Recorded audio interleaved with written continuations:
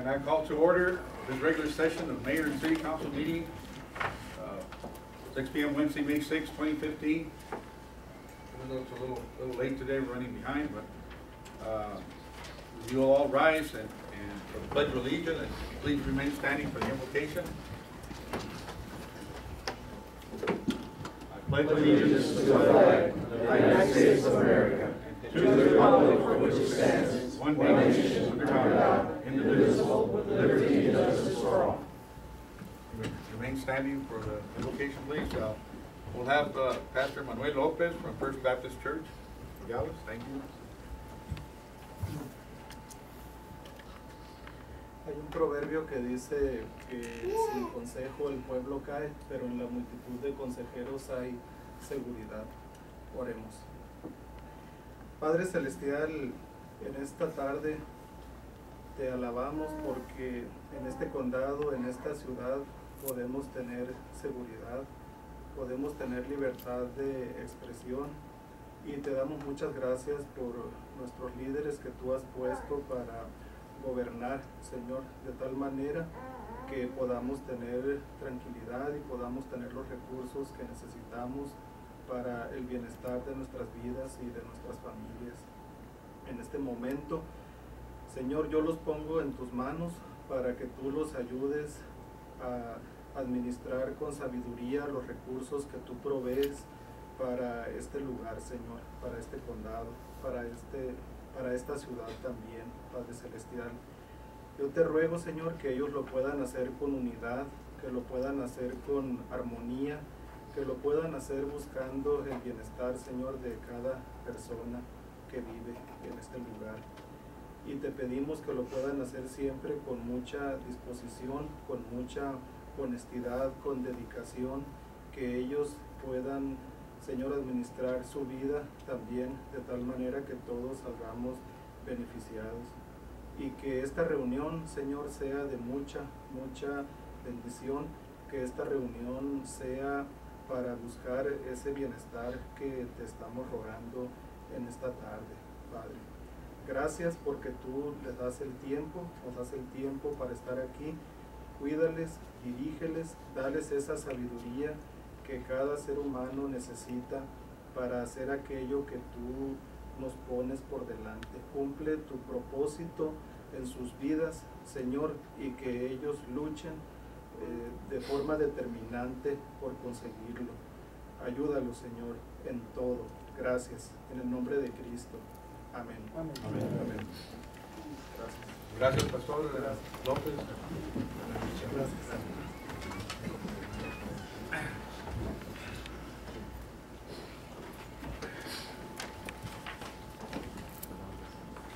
Here's, before we go to call to the public, I hope he's still with us, but I think I spotted there he is back there. We have one of our counterparts in the county here, County Supervisor Manuel Ruiz. Thank you for joining us tonight. Appreciate that. And if there's somebody else here that's also representing your constituents, please rise and we'll acknowledge you. If not, well, thank you. Thank you. I thank everyone for being here tonight, and we'll go on our way to the business that we have at hand. Thank you very much for all of you being here. Call to the public? No? Okay. We have a presentation on item 5, line 1 by the Police Department Lifesaver Award for Officer Victor Llanes.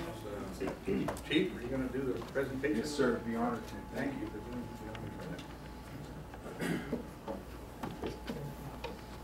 Mayor and Council, good evening. It's my pleasure to stand before you as the Chief of Police of the Nogales Police Department for a special honor. Today, I want to award one of my officers with the Life-Saving Award. Officer Llanes, if you can come forward.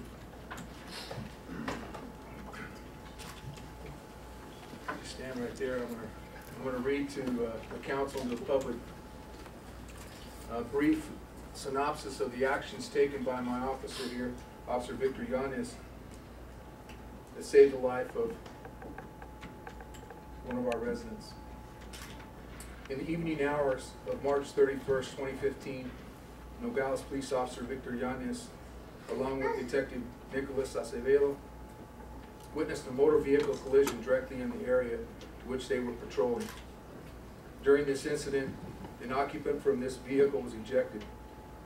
Without hesitation or regard to his own personal safety, Officer Yanez jumped out of his vehicle and pulled the ejected victim from the path of the still moving vehicle.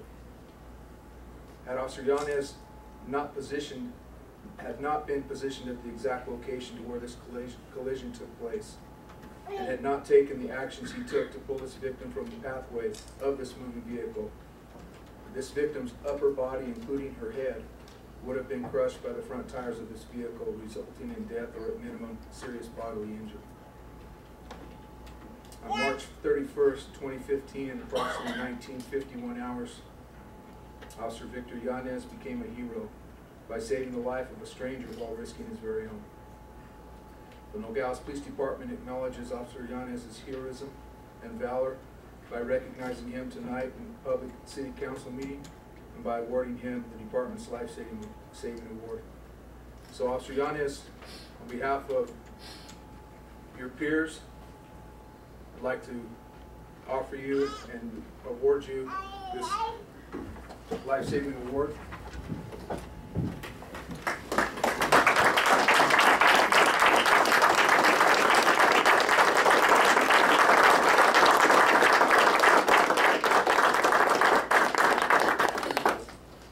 Congratulations. This is yours as well. Well, I have Officer Yanez here, and everyone go ahead and you can sit down. Thank you. I brought some. John thought this was like a item that TSA would go. You saw this as kind of a, I don't know what you saw this as, but what this is some of our motorcycle officers' equipment that they wear. Some of the training that you send myself to, and some of my staff, and even some of my officers, we're able to go and see best practices, and we're able to see modern day technology that works to enhance our what we offer the service to our residents here in this community. And what you see right here is a uniform that's no longer able to be used and worn. What I have in my hand right here are some of the pads. You can see some of these have some burn marks on them, scuff marks on them. The reason that I wanted to bring this forward real quickly is just to let you know that Officer Yanez actually went down on his motorcycle, and had it not been, in my belief, for some of the equipment that we provide our officers, this is a Kevlar-based material. And I'm going to let Victor just kind of give a brief synopsis of what occurred and what you feel about this equipment. Council, Mayor, thank you for having me. This piece of equipment right here, I have to say thank you to the department for having the foresight to looking into having this kind of equipment. We don't wake up every morning saying, hey, you know what, I'm going to have an accident, or I'm going to do something crazy today. You know, it just, on the way to work, about 5:40 in the morning, I was driving down frontage, coming up on Ramanote, coming down on a hill slope. As I'm coming down, it's dark. I have my brights on my motorcycle, the BMWs that we have. And I'm riding, you know, you're looking about 50 to 60 feet in front of you as you're riding, and all of a sudden I see a white glare coming out from the left side in front of my motorcycle. Trained for us on motorcycles to give it a little bit of throttle, pick that front end in, so if you hit, you're not hitting straight on and flipping over. So your whole attention is trying to go over the object. I did that. It was a big canine, about a 150-pound dog. I ended up hitting, kept the bike on the roadway as much as I could until I came off of it. And having this equipment really made a big difference to my injuries. No broken bones, minor road rash due to the equipment that I had. You'll see some of the padding that we have. It doesn't look like much, but I'll tell you right now, I'm very confident if I were to go down, I wouldn't hesitate because of this equipment that we have. And again, the department, just for thinking ahead and for the safety, you know, never decided to get on a motorcycle and say, I'm gonna get in an accident. And Karen back there, she wasn't too happy with me getting the phone call, picking me up, but after the next day where I felt a little bit sore, I was okay, I was ready to come back to work. Unfortunately, the department was like, go and take it a bit longer, you know? But I really want to show you the equipment that we have. It doesn't look too much, but it does its job as your car on the roadway. And the pavement that I did hitch wasn't something that was freshly paved. You know, it was that old rock style pavement, and I really feel like if I didn't have this and the padding, those road marshes, the road rash that I would have had would have been pretty much hamburger meat. No injuries to my legs due to the pants, and very minor road rash because of the padding that we have. Here's some of the stuff, you can see how thick it is. And that's all that happened to the catwalk, was those little road mat drawings.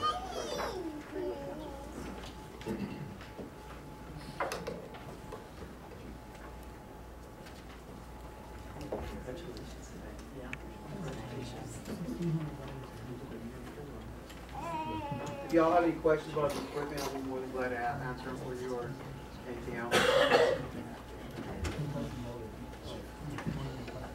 I'll tell you, Council, no matter how hot it gets, I will not take that uniform off after that. Thank you.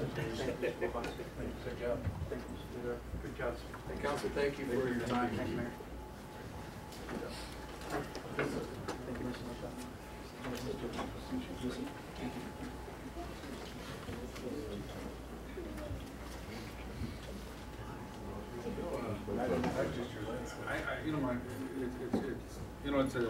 It's a great testimony to this. But how does it feel when you're out there in the summer? It's hot, but you know, it does cool down once you start riding. You feel the air go through it. It's workable. Thank you. Yes, sir. Thank you.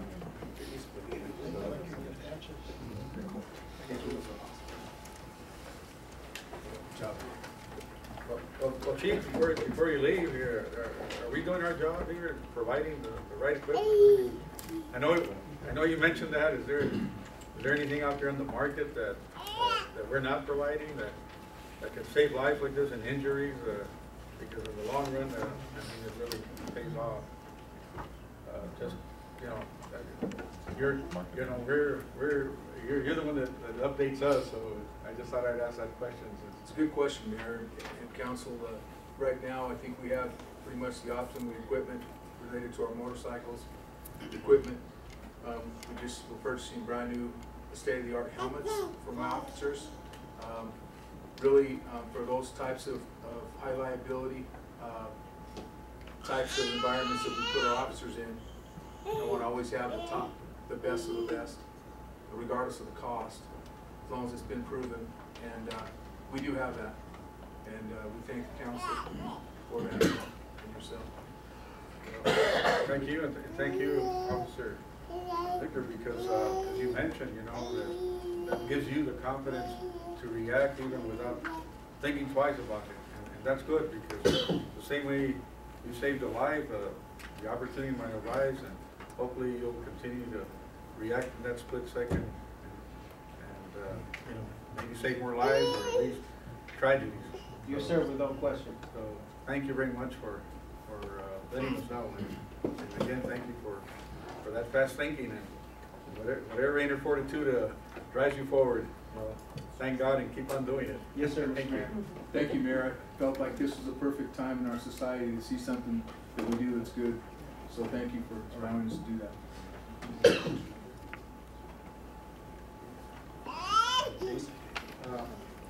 And under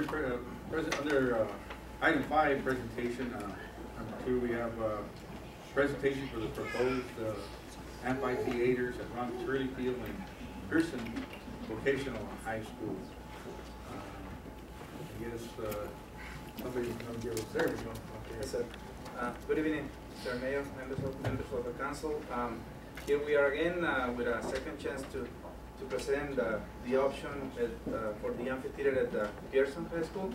In the past council meeting, we presented an idea of how much it would cost the expansion of the or preparing an amphitheater at the Ron Turley Park. Here now, I will give a brief summary of what I presented last time.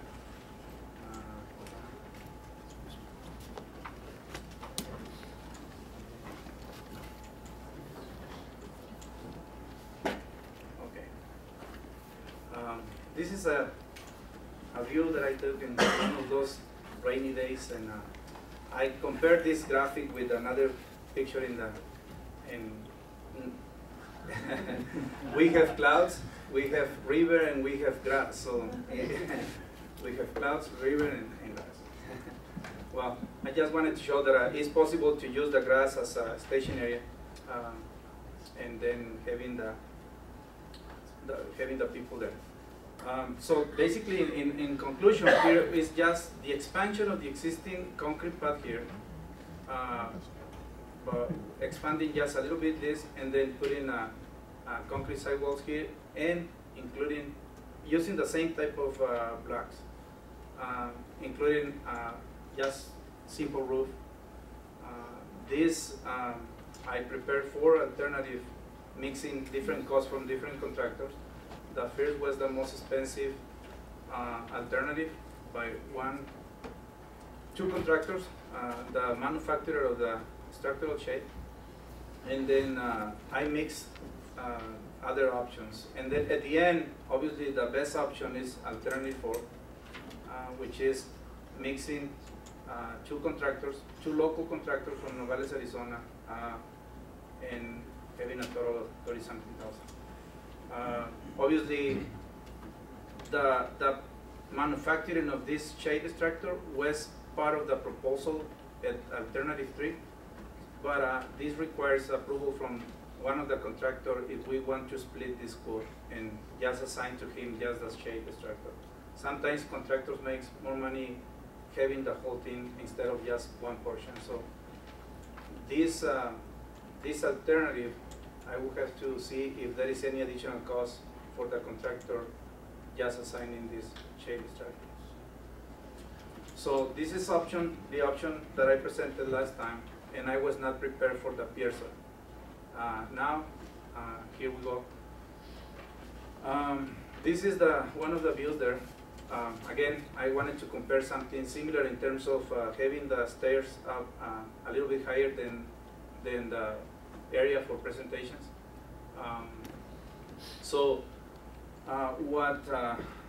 What we are recommending here, and this is based on a recommendation from a local architect, is in order to accommodate an amphitheater at Pearson School, he is recommending to demolish part of this existing basketball court and expand it here, but this required to removing these 3 in order to expand or relocate the basketball court.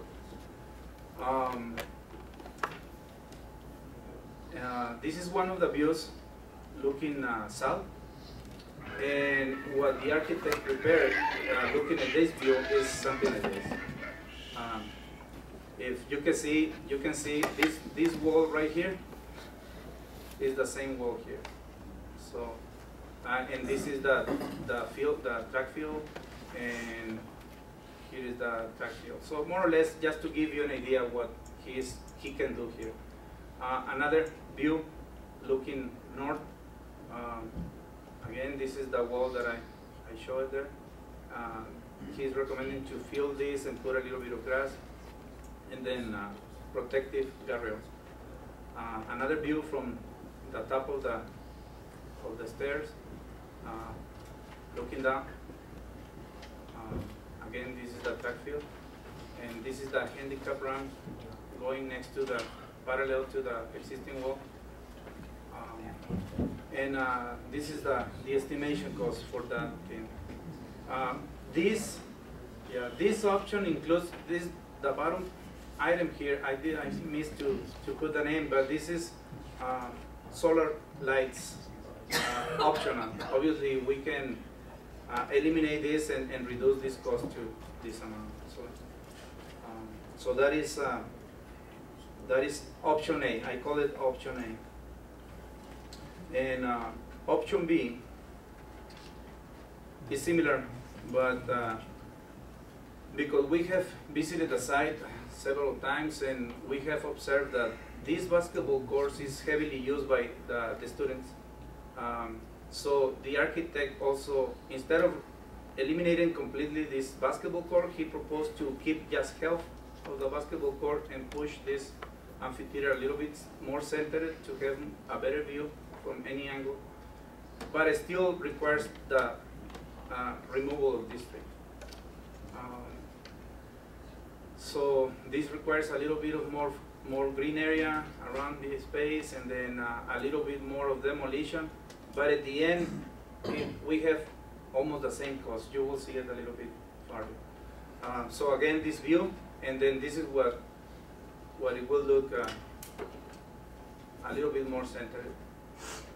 This is like a little fancy retaining wall, or just to decorative retaining wall, stairs, and then this is the handicap ramp here.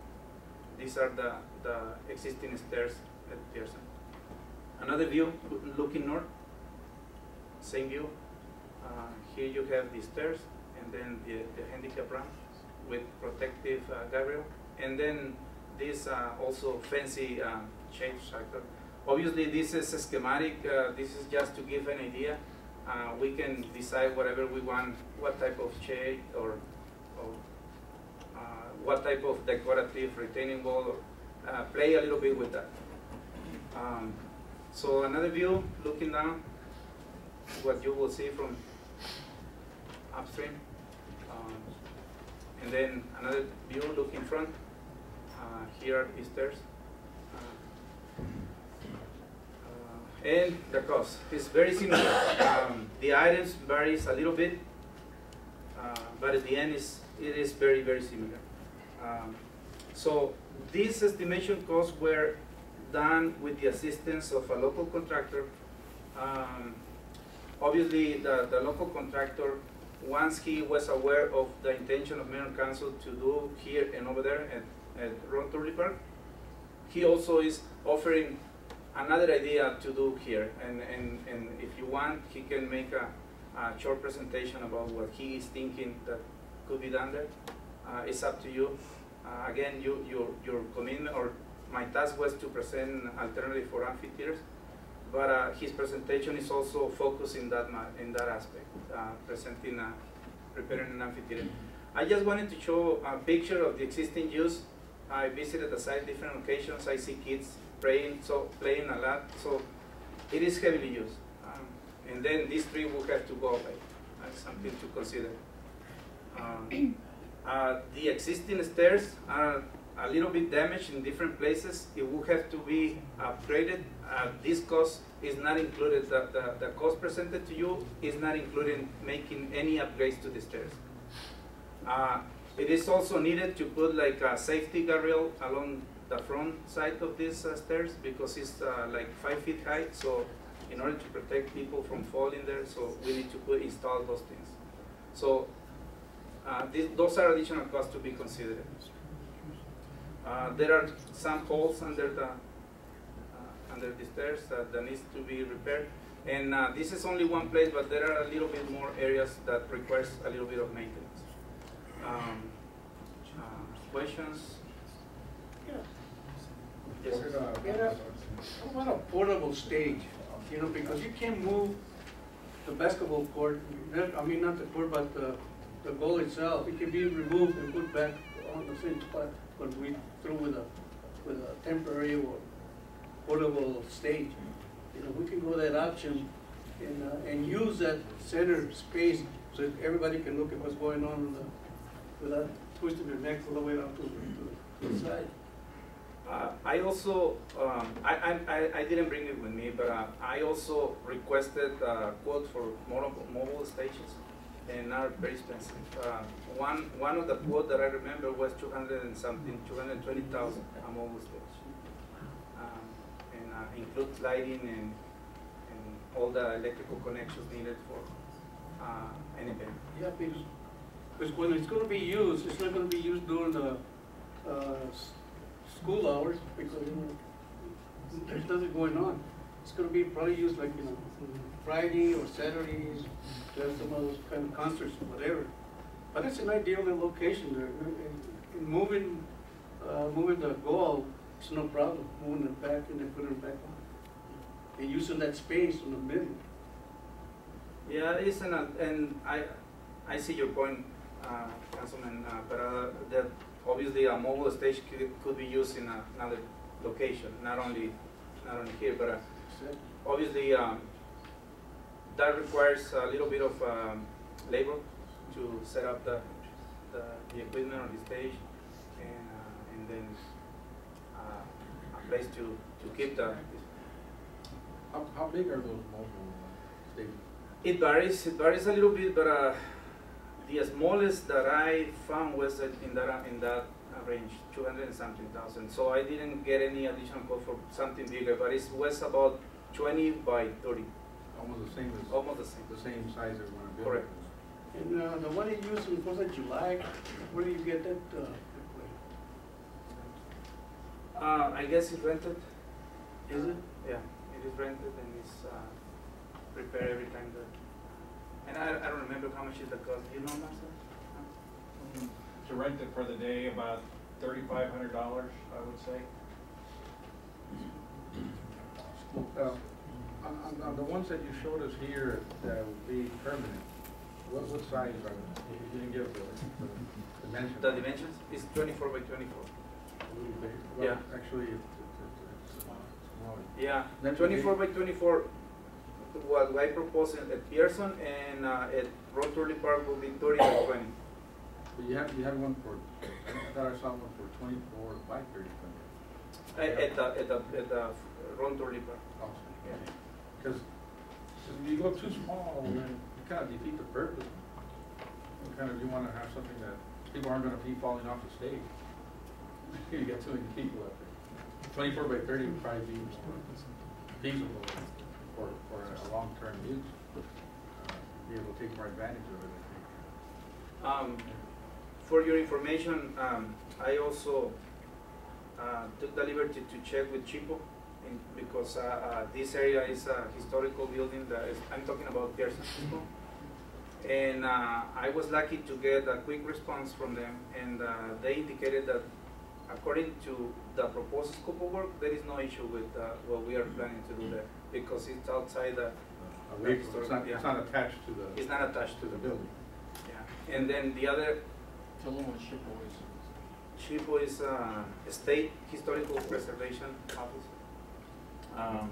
So they also told me that if we are not using federal funding for the improvement, we don't have to comply with their regulations. So it's another thing in favor of doing something there. And in case we did get federal funding, you bring those regulations in? Yeah, something that could happen, they said, if you are planning to modify the existing building, it will have to be very carefully coordinated with them. But we're not No. touching the building. No, that's okay. We are permitted to do that because we are not touching the building. The only thing is, what I see is a little bit of the danger. Eventually, I think it's gonna, and probably the school district will wanna take care of that.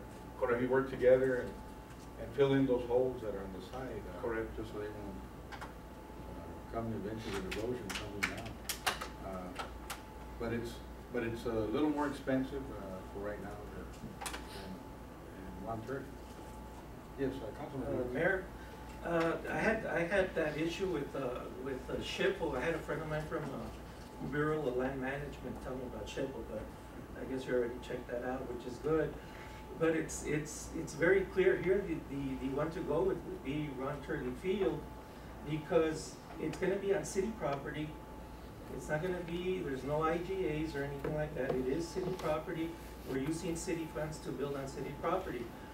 And Pearson, I have no problems with doing that at Pearson. If we could do both, that would be awesome. But Turley Field is the best alternative.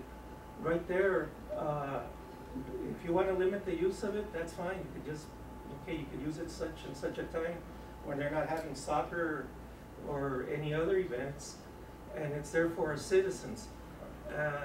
At Ron Turley Park, you can sell alcohol. Pearson, you can't because it's on school grounds. A lot of people like to go to concerts, they like to go to events, they like to have a beer garden, something you cannot do on school grounds. Parking. Pearson, very limited parking. Residential area. There's residential areas all around the school, so if the event goes till 10, 11, 12 o'clock at night and people have to work the next day, so that might be an issue, so.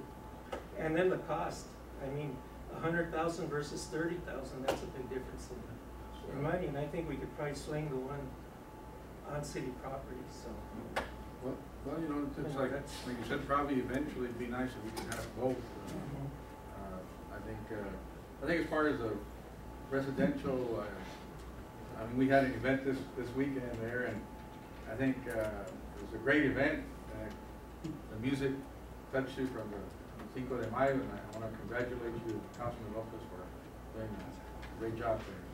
And you know, it's unbelievable how quick culture and music touch our hearts, you know, and remind us of our heritage. And not only that, when we say, llegas al aire. So, again, I just want to thank you, all of the people involved in that effort. And it was great to be there and enjoy what was going on. Very cool. Very good. Thank you. Yes, Vice Mayor. Mayor, I think a project like this is probably needed in the community, but as we've been having budget discussions, we've identified other capital projects that are also important to the city and to the mayor and council. And I'd like us to consider all these capital projects probably during the budget process, and that we can weigh their importance and figure out how we're going to pay for them in the context of the budget process, because with limited funds, there's a lot of things that we would like to have, but we don't have the money to pay for. So I think it would be prudent for us to look at all the projects that we've talked about and identify what are the top priorities, and then get them into our budget, and then move forward with funding one or the other. But right now, just thinking off the top of my head, we have the amphitheater. We talked about lights for soccer fields. We've talked about other soccer fields, other multi-use fields. We've been talking about acquisition of the bank building. And I think in the agenda, we're also going to be looking at dipping into the contingency. So as we continue to dip into that contingency fund, it's not a revenue stream, and if we keep spending it, we're not going to have anything left. Thank you, Vice Mayor, for that reality check. You brought us back down to earth. But I guess you got a point there that it's still something that I guess we need to go through first the main issues, and then see what we can do. Hopefully, if not both, at least get one of them. And right now, to me, it looks more practical. What Councilman Diaz is just talking about, especially with the money. So I guess we're gonna have to, work together on the person, the priorities. And we don't want to put those plans away. We're going to get to them soon, but I guess right now we need to get over the budget. I guess we'll be all in agreement with that. Maybe it's important first to get everything lined up, make sure how much money we have, and then see if we can get some kind of funding. But I don't know what I see right now. I guess if we can put that limited use, because I know that the recreation director has been having trouble as far as the Ron Turley field goes. Kind of, it's over. It's stressed out. It's over. And for certain projects, it's great, I think. But maybe we have to limit it for the time being, and then eventually, when we get the other one, the overflow can go over there. One more suggestion. You know, I have a lot of friends. I talk to a lot of people. Somebody was telling me about a synthetic field, synthetic grass, like AstroTurf. Maybe we can look into that. They say in the long run it saves you a lot of money. I think if Director Mr. Bachiller, would you like to kind of address that? I know that you're the one that's on top of those things. Do you have any information you can share with us? Maybe you've already looked into it, and maybe we'll go out a little richer in knowledge and share it with Mr. Mayor, members of the council, in reference to a synthetic surface for the Ron Turley area, we're talking between probably, I'm gonna say probably $750,000. So obviously it would solve a ton of our problems, but the big expense up front is the purchase of the synthetic. And I know there's some issues with the soils there that engineering may need to address, just because it is, you know, there's a lot of landfill below.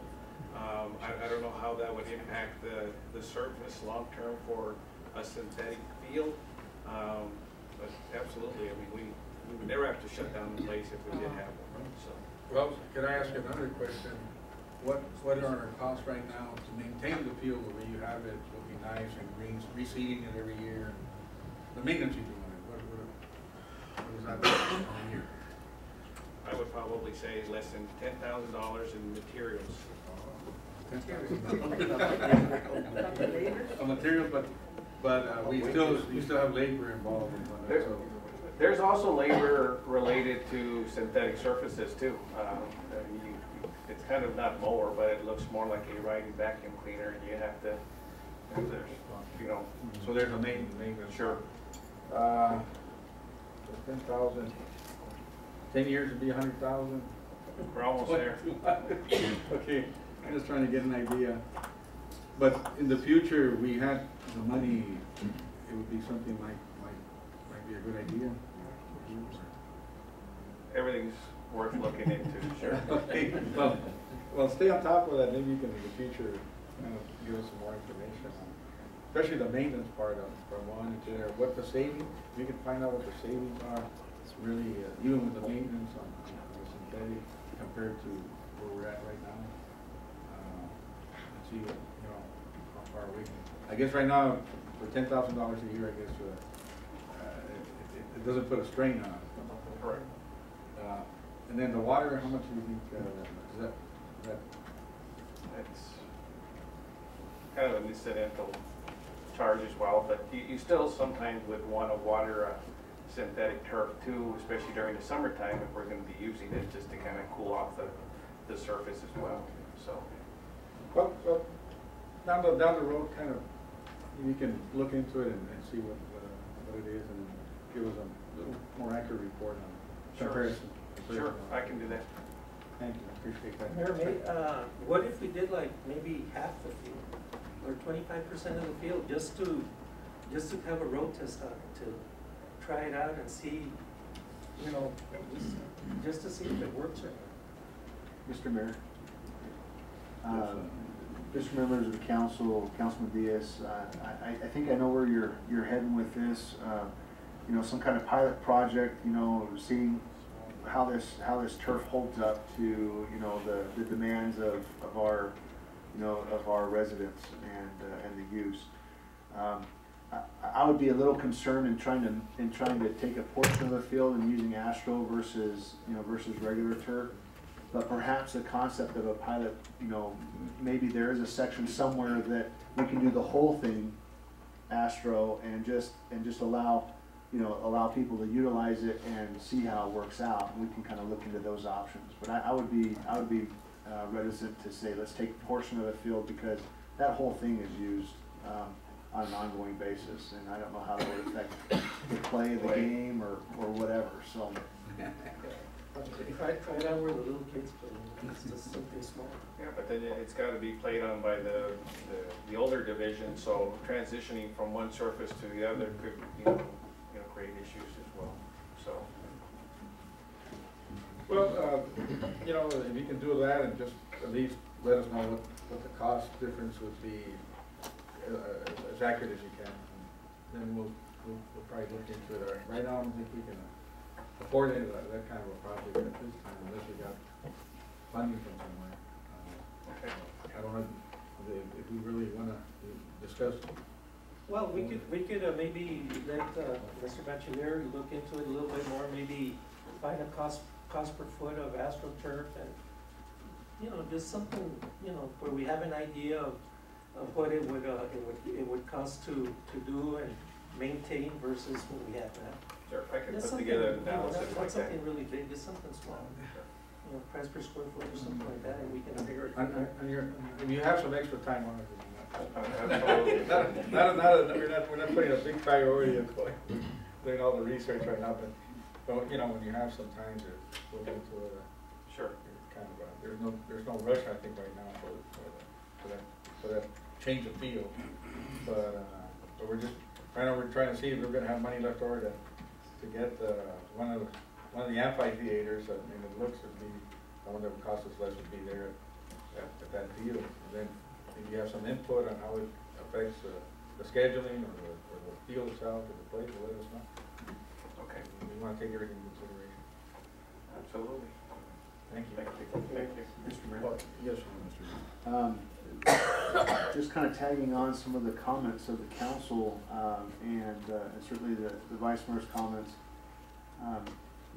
Council at your last budget meeting had directed staff to set to the task of generating some revenue options for the council to consider. We're busily trying to do that in preparation for your meeting next week, your budget meeting next week.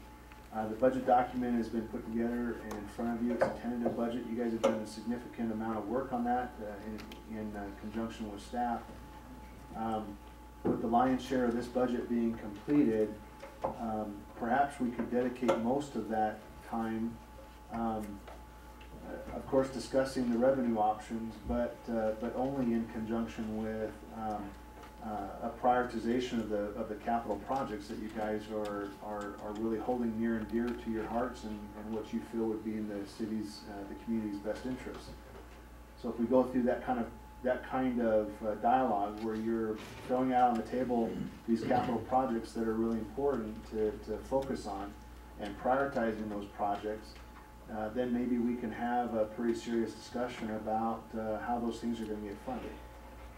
And that's how we can spend most of our time next week, assuming that most of our day-to-day type budget stuff has been resolved with past meetings, and we're about ready to move forward. So I just throw that out as a suggestion. Mr. Mayor, Yes, also, if in the process of looking at that, is along with revenue streams, rather than using flat out cash to, if we can look at creative financing mechanisms that might be available to spread that cost over a period of time to allow us to get the things that we'd like to put in place. I'd like staff to look at, and present ways to look at that as well.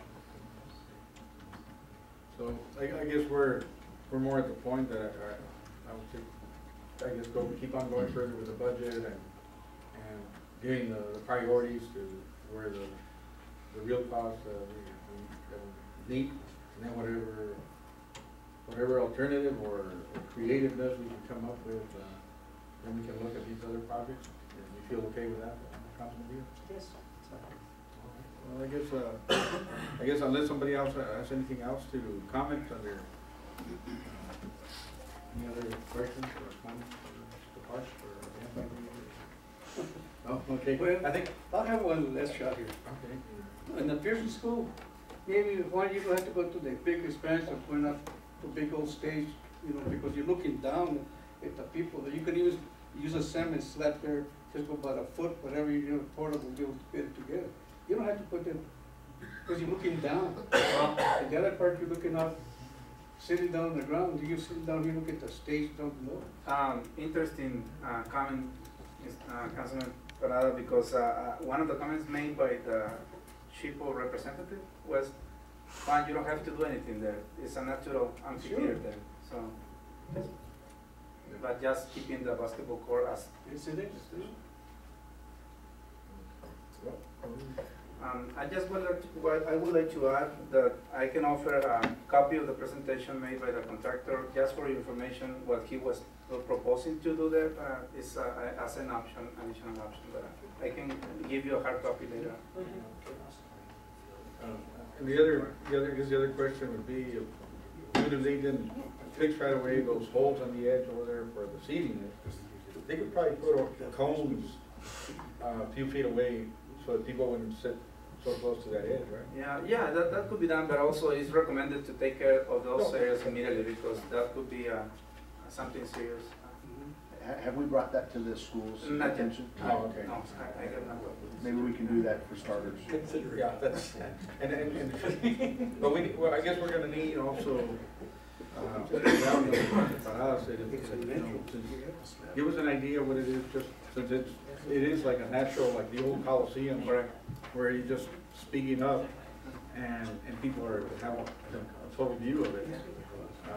Maybe we really don't have to build anything except something, that's not that expensive. Maybe, I don't know, maybe you can you look at that and see what else we can do without having to go through that expense? Yeah, basically, something that is of the items that I mentioned is taking care of those items that are, maintenance basically of the stairs, and then protective guardrail at the edge of the stages to protect kids from falling there, and maybe, a little bit of lighting, but just minor things that could be, I can prepare something like that, like Maybe just like a cement stage, just put an extra space of cement there where they can set up their equipment or whatever, and hopefully not have to go into the basketball court.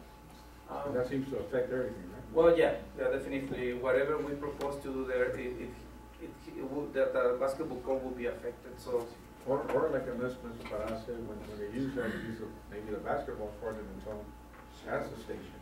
yeah. The idea is to, recommended by Chico, is just to use the basketball court as it is. Because they're there already. It's just ideal. I don't know. I think most of the performances or whatever the functions that they would have would probably be in the evening, and we probably wouldn't need any shade. I think it might even affect the view from up high looking down. So I don't know. Mr. Mayor? Except for the lighting purposes. As the discussion has kind of evolved relative to the Pearson Field, it kind of begs the question why it just simply isn't used for that more often.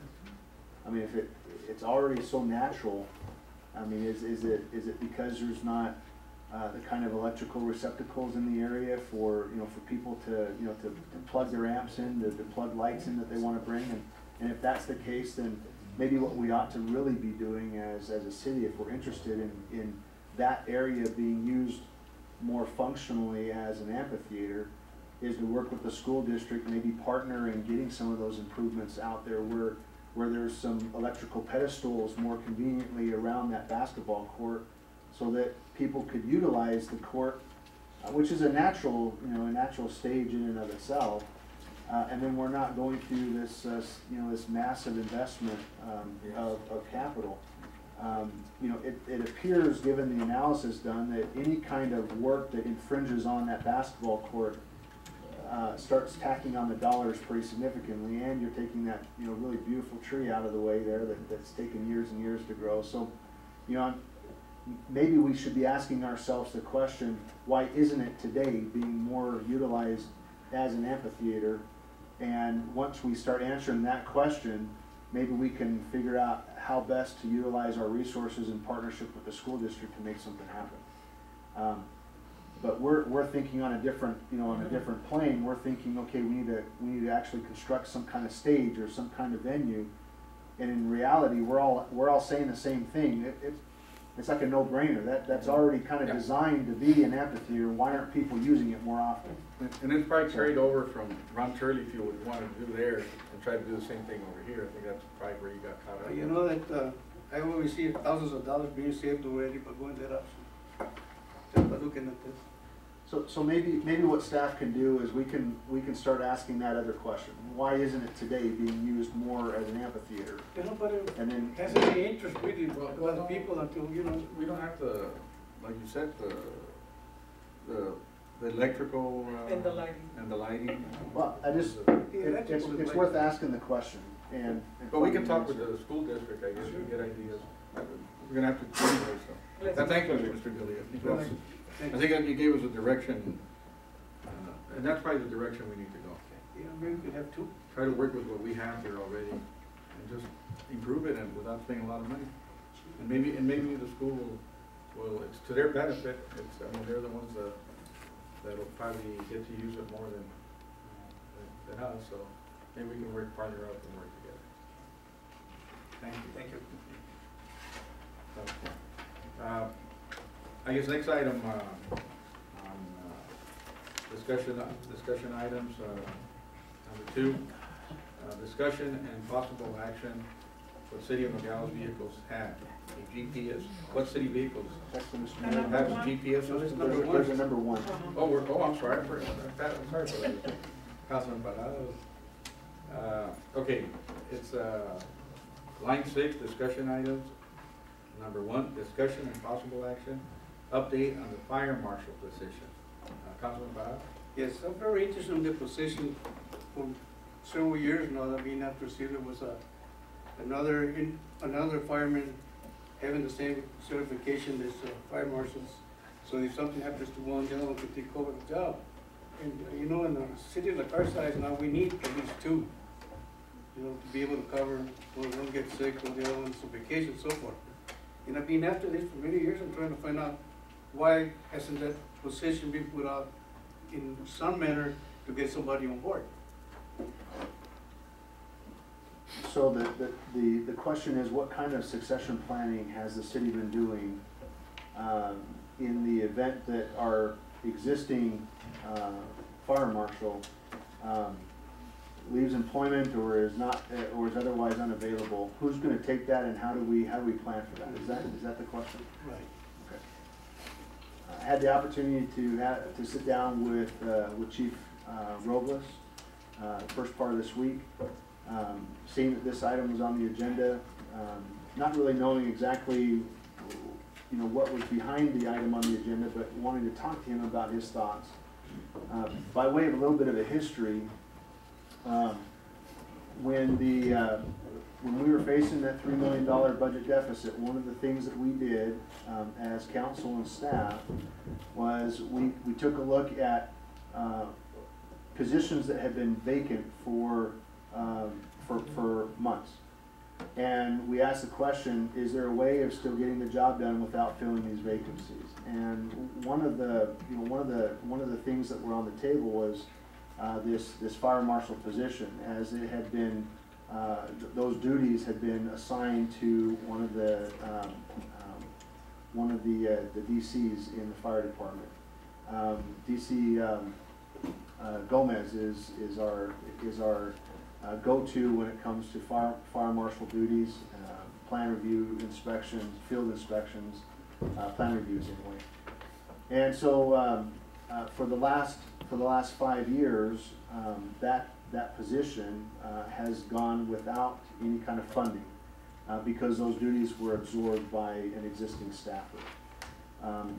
We asked Chief Robles what kind of effort has been underway and gone on in the past in terms of this succession planning.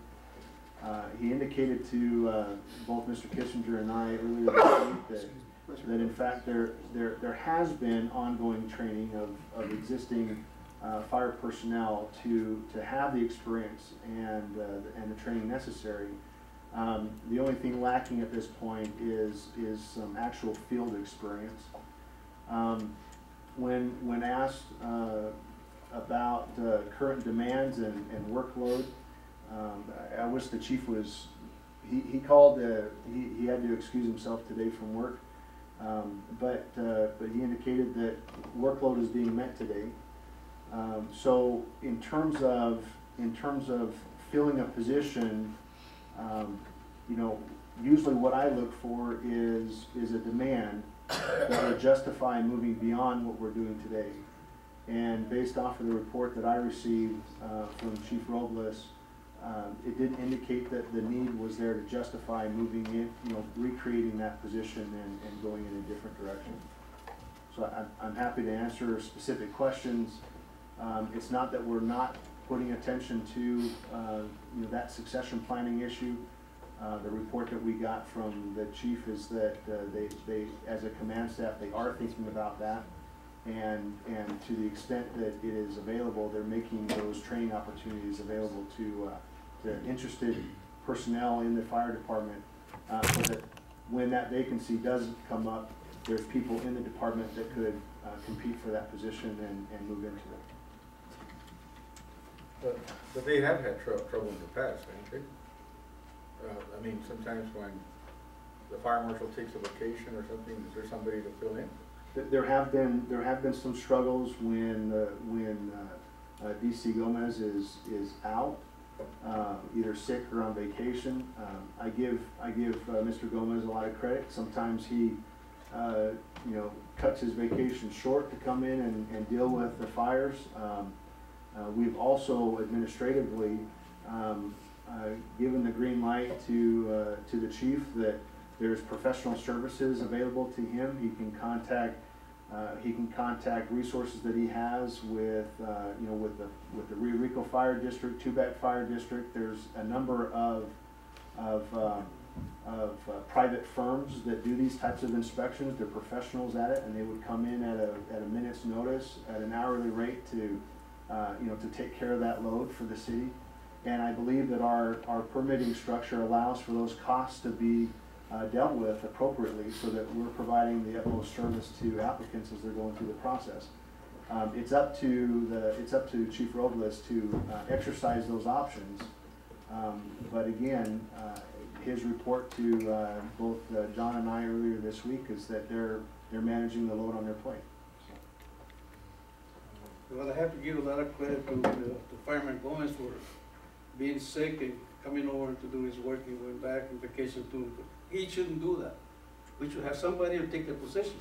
And this is nothing new. This has been, 100 years, I guess. We're going to have another one in there. Sure. But lately I heard that there's two that are working on it.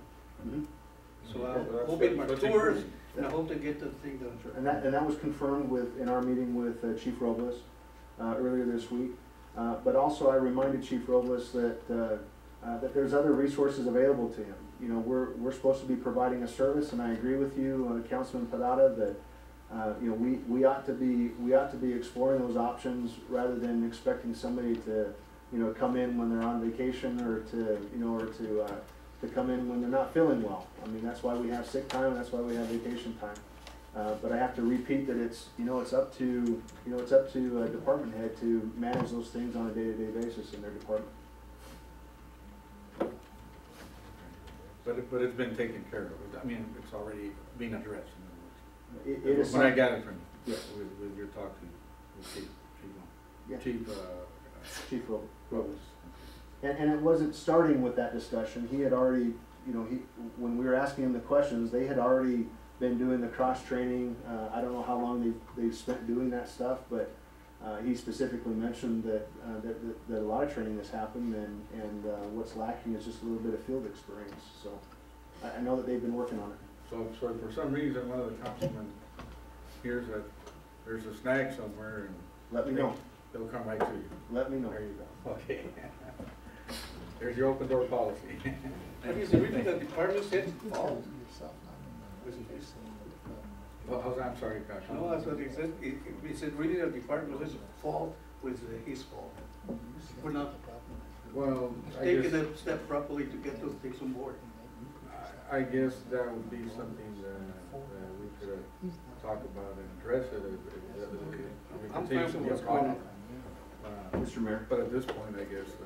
Yeah. So, this is a department operation issue. I'm reporting to you what's been reported to me from Chief Robles. If we have indicators out in the community that it's not that way, then my first go-to is going to be Chief Robles to find out what's going on. Why isn't it working? So I mean that's kind of where we're at. Okay. So that would answer your question. You call it a departmental issue and problem. It That's is. what you call it. It is. It is. So it means to tell me that it's a departmental issue. I'm not saying it's a problem. A department head can run his department the way he wants to run it. As it's always been. Oh, it has been? Sure. Oh, okay. Sure. Is there something you know that I don't know? I was gonna bring out the police issue, but Okay. it's all right. I don't wanna bring it up. I'm okay with what you said. Well, we know what to do if we hear something. We'll Thank you. bring it to you. Thank you very much, Mr. Dilly, for opening the door for that kind of communication. So, is there any other questions? Okay.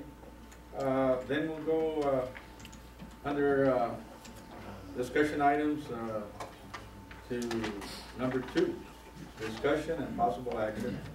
What city of Nogales vehicles have a GPS system? Who is monitoring the GPS system? Councilman Barra? Yes, I brought it up. I wanna know what vehicles have the GPS, on the trucks of the vehicles.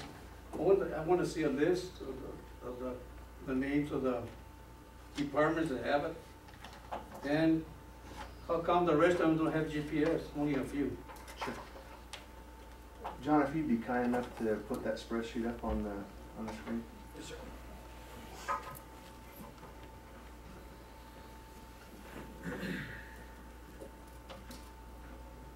As it sits right now, when we rolled out the GPS devices, it started in sanitation because we were buying those new trucks, and it was coming on board with kind of a package deal with the new trucks. It's through a company called Sonar, and very up to date in terms of technology and what you can glean from those devices. The primary target with our GPS system has been the Public Works Department. You're going through that, but what are we seeing here? Where are the GPS? Which are the yellow, the GPS systems, or the orange lines, red lines? There's a lot of information on this spreadsheet. I apologize about how small it is, but not knowing exactly where the discussion was going to go, we can obviously make this available to you at your request. But we put this together as an inventory of what GPS devices we have employed to date. It's giving us a cost that our budgets are absorbing to have that tool and resource available to us. It identifies the vehicles that presently have the GPS device, and it also identifies a cost. This spreadsheet was put together specifically because I said I want to know what it would cost to put all supervisors on the GPS system as well, to include department heads that have assigned city vehicles. So, but I'm looking at this. The yellow X. What's the yellow X? The yellow X has a GPS unit. Why would you put one in a mobile sweeper? That gets lost somewhere? What's this? I mean, I'm looking at some of. I'm sure you have vehicles that are. Do you use right now? I notice that you don't have a lot of GPS units. Those the yellow ones are the ones that. And now, do you ever have? Do you get in? Who decides where the GPS unit goes? So the department director decided which units got the GPS device. So it was intended to be used as a management tool, and the department director decided what units were going to be rolled out with the GPS device. I could answer the mobile sweeper though. Thank you. If it's a concern to Mr. Mayor, I'll answer. Please fill me in. Yes, Mr. Mayor, it was brought to my attention by members of the council that our mobile sweeper was going out to the area of Monte Carlo swap meet and just hanging out there all morning long and not sweeping our city streets. Immediately we put in a GPS unit into the mobile sweeper. We kept track of it, and we found out that information that was coming forward was not supported by the GPS. That's why the mobile sweeper had a GPS unit put into it. And are the street getting swept? Absolutely. Okay. That's the main thing, right? Absolutely. Okay. Who's doing the monitoring on this?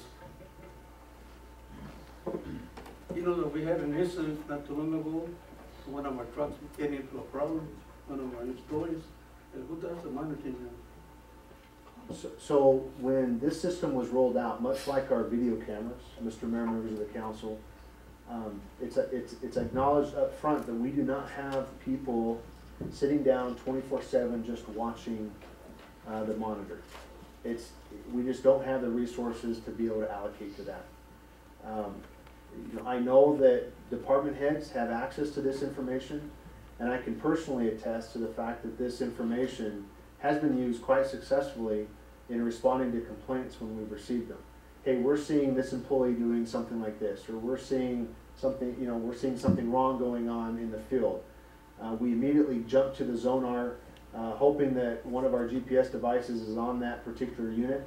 And many times it has been, and we've been able to either validate the complaint or respond to the complaint in defense of the employee. No, I'm sorry, that unit was not there at that time.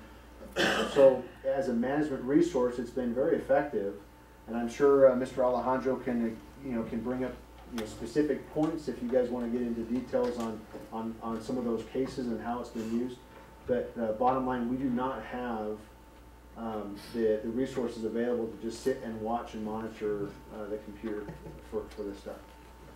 And even if we did, excuse me, Mr. Mayor, and even if we did, the way this works, it just shows you the position of the vehicle. It literally tells you where the vehicle's at, when it was turned on, when it was turned off, how fast it's going, what street it's on, all that information. It tells you nothing about who's driving the vehicle or what that guy is doing. Does that make sense? It just tells you where the vehicle's at. Now, Okay. you can use that information, right, Can I ask a question? to sustain something else. Right, like say, if you know that vehicle's not supposed to leave a certain area, say, like go to Rio Rico, Absolutely. and then it shows up if it goes to Rio Rico? It'll show up anywhere in the United States of America. Okay. So then you can address that. Absolutely. Okay. Vice Mayor? Mr. Mayor, I guess I'm a little perplexed as to what's the purpose of the GPS system? What are we doing with it? We had for years received a number of complaints about employees that were just meandering around, kind of frivolously going here, to and fro, and the GPS system presented itself as a management resource to either correct the problem or be able to defend staff. Initially, though, Shana, was for sanitation. It was sanitation what kicked it off, and we were having a lot of success in seeing, okay, how fast is that truck going? How many stops is it making? How long is it stopped? Is the truck idling while it's stopped? How long is it idling? We could see all of that through the system, and we thought, wow, this is, this might be a way that we could slowly start implementing that into our whole fleet. Once we got going, it's got a pretty significant cost to it, so we couldn't just roll it out to the entire fleet, and so we just left it as a department discretion in terms of managing his resources or her resources. Mr. Mayor, I guess I see it as a tool for efficiency and management purposes, but it somehow is morphed into more of a disciplinary tool that I think is missing the mark. So I guess I'm questioning, how much are we spending on this system now? Mr. Mayor, Vice Mayor, members of the council, I think I would counter the comment. I don't totally agree with that. I understand that there might be some interest to use the system strictly for disciplinary purposes, but we've used it on the other side as well, just as effectively, saying, here's a complaint, and we go in and we see, no, I'm sorry, that's just not happening. And so I stand behind our purpose, at least as management, how we're using the system. Sure, it's to curb inappropriate behavior, but on the flip side, and just as equally powerful for us, is the ability to appropriately respond to complaints when they're coming in defense of our staff. You're still using it for a disciplinary purpose. I guess for an efficiency standpoint, how is staff utilizing it for an efficiency standpoint? Have you guys done any kind of management studies on how to better use the equipment based on the time it's being spent in different locations? I guess I'm just trying to understand the benefit of the cost we're spending on it. There's a dashboard function of the Zonar system, and that dashboard puts out these reports on efficiencies like idle times and speed times. And so a department head could take those dashboard reports and could go to their employees and say, hey, listen, our training for the week, we need to pay attention to how, our idle times on the car, shut them down, it's costing too much money, or hey, slow down, it's not as efficient as we need to be on this thing. The manager can utilize this report the way, but we haven't done any kind of benchmarking or anything like that. So how much are we spending for this annually?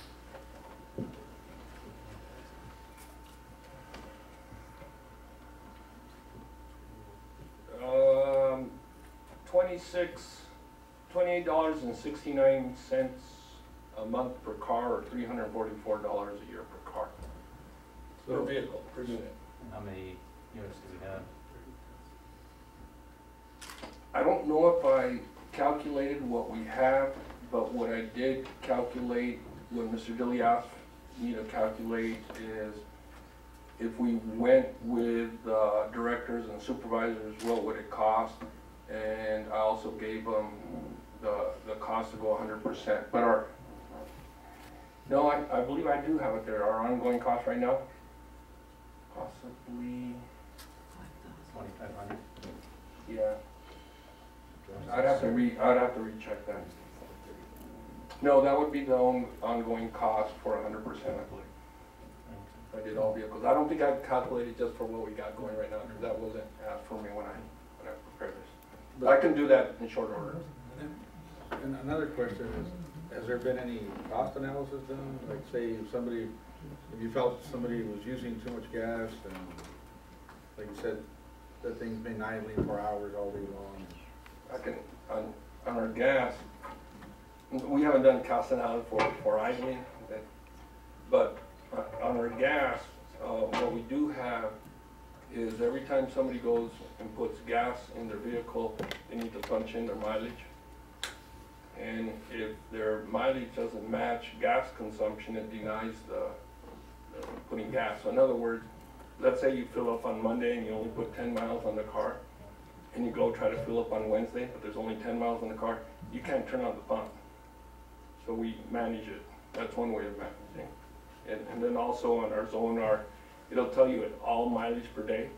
So if you want to ask, average mile per gallon, it all gives that to you. So when there's a question, we're able to evaluate it. But is anyone kind of like an efficiency control officer or somebody in the department that the department head has checking any abuse? I can't speak for the department directors, but I know when I was the chief, and we looked at gas mileage all the time and our gas consumption. I'm sure all the departments, at least I've heard them in budget talks and everything, they're constantly looking at their gas and how much it's costing them gas, because that's one of their budget items that they're keeping an eye on.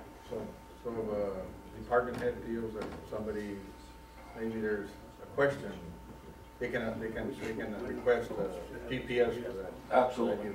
They can do GPS, but they can also request from fleet a report on fuel consumption.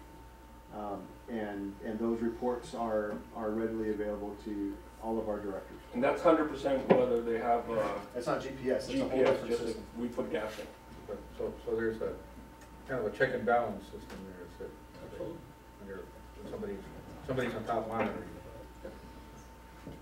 Can any employee refuse to have a GPS, even if it's supervisors or department heads?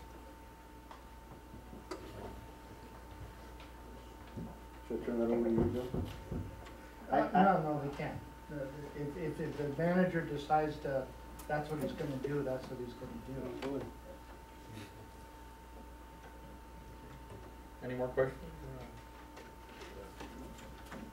Dealing with GPS? So, the only question I have is, have you seen that the units that you have now on your GPS, do you feel that's kind of successful to place them there? Does it help monitor or somehow improve the overall situation? Mr. Mayor, I'd like to defer the question over to Alejandro, who really has the department that has all of these devices in it. Mr. Mayor, members of the council, the GPS has been a really good tool for managing, and also a really good tool to respond to issues that, like in the sanitation department, that say the truck has not come to my place for 2 weeks, and I say, well, let me check, and we go and say, yes, it was in this place at this time and this day. So, and also has served to improve the routes that we use for the collection of the sanitation department. We can see in the map where the truck goes and what time, how long it takes to pick up every can, because the truck marks every time that it stops. So that's really valuable too. And also, like Mr. Dillon mentioned, we had several occasions that we had complaints. Your truck has been sitting on the Circle K for 2 hours and it's not doing the job. And we go and check and say, here's the map. Yes, they were there 15 minutes. At this time is their break. They're allowed to stop there to get a coffee or whatever. And we defended the employee. And the other side of the coin, if somebody's abusing, and we see that they're sitting in the back of a warehouse and they are not moving for an hour, we call that person and say, hey, why are you sitting there and not collecting? We have used this in several occasions to put some reprimands and put some correction in issues. But the tool is really good to manage the resources that we have. Do your department heads, do they have a GPS? No, Why not? because really the tool that I could use for how I can use the GPS, my department heads, they're not assigned to a fixed route that I can say, okay, why you were here at this point. When I see the map, there are many reasons why they could be. In other words, you don't have one? I don't.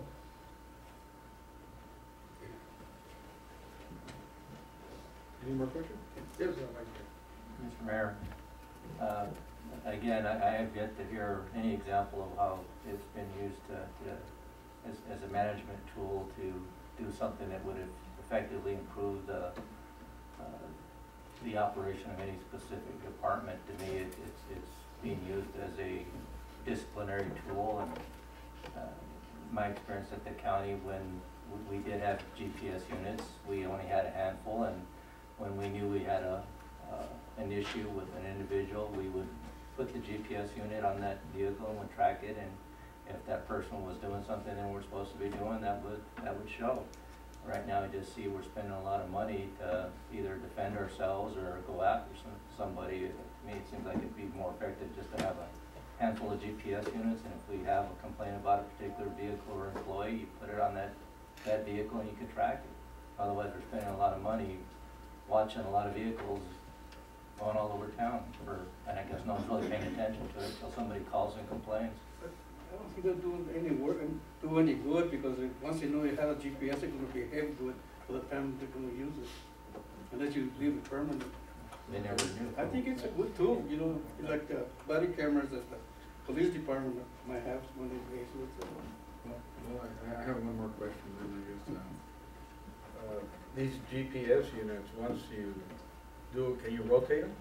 Can you all of a sudden decide to put them from one vehicle to another? Is it expensive? Is it to just take them off one vehicle? How hard is it? There you go. Okay, so there's two types of GPS units. The type of Zonar is one that's meant to stay with the vehicle. It can be moved from vehicle to vehicle, but it's not recommended to move it on a daily basis. In other words, you don't want to have this system in a bunch of GPS units and then decide to go put them on. There are other units that are more like what Mr. Lucero has, and I think the police department deploys some of those. But it's just a very small magnetic type unit. You can just walk up, you can put it on the car, and as long as that 9-volt battery is going, you can retrieve it from the vehicle, download the information, and you're able to see exactly where that vehicle's been. The difference with that one to this one, you could see the vehicle where it's been as it's there. So this is live, this is happening, this is done off a satellite. And the other one, you have to retrieve it and download. The permanently stalled one is alive, and you just get on your computer and see it anytime. Yeah, that's his own. This system doesn't work well from jumping from car to car every week. I mean, you can change it. If you sell the car or you decide, you know what, we want to take them all out of the sanitation and put them all in, let's say, a different type of, we could do that, but I wouldn't do it every week. Right. About the mechanical and manual. You could do it, would you do it on a monthly basis or every other month? quarterly? You could, but I wouldn't recommend that because I think the life of How about the manual? The Excuse manual me? one is the one, or the mechanical? Manual ones are easy. They're Take easy. 15 of those and just They'll slap give them you on top. enough information. But we don't have that yes, but we don't have that information until we pull it from the vehicle and then plug it into the computer. Correct. So that's an option, Absolutely. you know, without having to spend more money, and they're a lot cheaper, right? I believe so. Well, why don't you get us a cost analysis on that, that way we can, have a better idea between the use of the mechanical one or compared to the satellite. Absolutely. And maybe, and then tell us how many you have of each one, available. Do you have How we can make them. I have a couple. You have a couple? Do you remember the cost of those? No, it was given to me by, or lended to me by the police. Tex, do you know the cost of them? So is the council interested in having 100% of our fleet with GPS devices? Is that where we're at? No. Well, I'm just trying to figure out what we're trying to accomplish. No, I don't think that's what I've gathered here. I think it's just making the most of what we already have, and we can, and maybe we can even, I guess, bring down some of if we have too many. So what would you like us to do a cost on, Mr. Mayor? Would it be Well, from 10 more units? From we have already used, and then see what, and then you tell us what the problem is. I mean, it's your department, and you're the one that's over it. And Respectfully, I didn't put this item on the agenda, so I'm trying to figure out what problem we're trying to solve. specifically, you have you want to see something that maybe you've had complaints on? I'd like to see some codes, if you had some codes put up when you purchase this GPS. Did you look for different areas to get a cheaper price on them? See if we can get some more? Well, I'm just trying to figure out what problem we're trying to solve. How many more are we looking to get? Oh, Well, how many people there are without right now? How many vehicles? There's more without than we have with. How many is that? Well, we'd have to get that information, I guess. We can count up the yellow one. Wait, I believe there's 22 with, and I'm just gonna take a real quick guess here by looking at the other one. 22 out of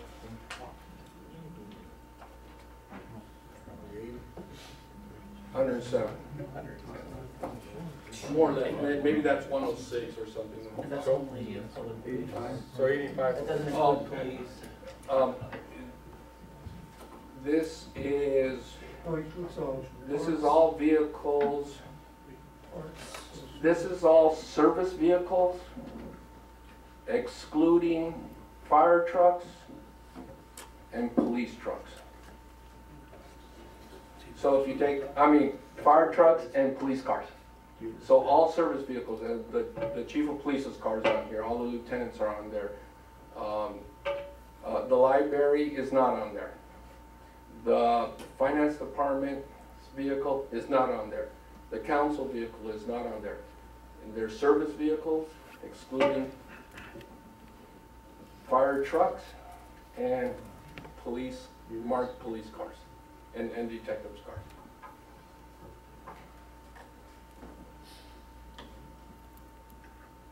That's what's on this list. That's what's on the list. Yeah, we have more plated vehicles than when that's on that list, but that's what's on that list, because that's what I was tasked to do. So basically, we have 22 units there. They That currently have their installed GPS device on. And then offhand, you figure there's half a dozen that have the satellite and the rest have the mechanical?